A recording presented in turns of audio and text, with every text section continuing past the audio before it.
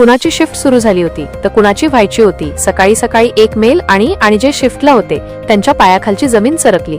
एक दोन नाही, तब्बल 30,000 कर्मचाऱ्यांना एक झटक्यात आयटी कंपनीने नारळ दिला होता. सुरुवातीला वाटलं एप्रिल फूल असेल, पण त्यानंतर फोन वाजले आणि मग लक्षात आलं की खरंच मेल ले ऑफचा आहे.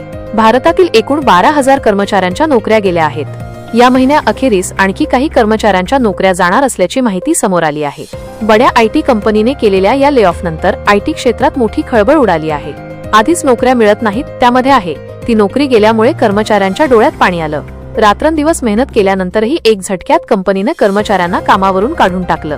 भारतीय आयटी क्षेत्रासाठी आजची सकाळ ब्लॅक वेन्सडे ठरली आहे.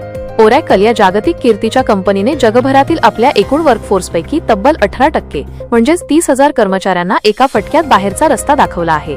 धक्कादायक बाब म्हणजे या महाकाय कपातीत भारताचा आकडा सर्वाधिक असून देशातील सुमारे 12,000 आयटी प्रोफेशनल्सनी आपली नोकरी गमावली आहे. या कर्मचारी कपातीची पद्धत अत्यंत धक्कादायक आणि अंगावर शहारे आणणारी होती. अनेक कर्मचाऱ्यांनी सोशल मीडियावर आपलं गाऱ्हाणं मांडताना सांगितलं की पहाटे 5 ते 6च्या सुमारास त्यांना ओरॅकल लीडरशिपकडून एक ईमेल प्राप्त झाला. ज्यांनी 20 वर्षे कंपनीला दिली त्यांनाही कोणतीही पूर्वसूचना न देता तुमची जागा आता कंपनीत रिडंडंट झाली आहे असं सांगण्यात आलं. ईमेल वाचून कर्मचारी सावरतात तोच त्यांचे लॅपटॉप ऍक्सेस आणि इंटरनल सिस्टीम्स बंद करण्यात आल्या होत्या. भारतात ओरॅकलचे सुमारे 30,000 कर्मचारी आहेत.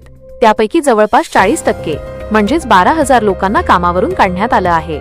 ब्लाइंड आणि रेडिट सारख्या प्लॅटफॉर्मवर कर्मचाऱ्यांनी दिलेल्या माहितीनुसार अनेक टीम्समधील 50%हून अधिक कर्मचाऱ्यांना नारळ दिला आहे. एका मॅनेजरने दिलेल्या माहितीनुसार माझ्या 20 जणांच्या टीमपैकी 6 जणांना पहाटेच मेल आला.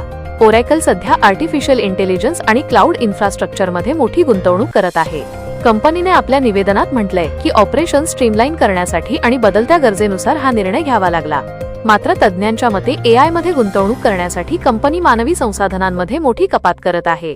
अॅमेझॉन आणि इतर टेक कंपन्यांनीही याच मार्गाने कर्मचारी कपात केली होती. पण ओरॅकलने ज्या वेगाने आणि ज्या पद्धतीने हे केलं त्याने आयटी क्षेत्राला मोठा धक्का बसला आहे.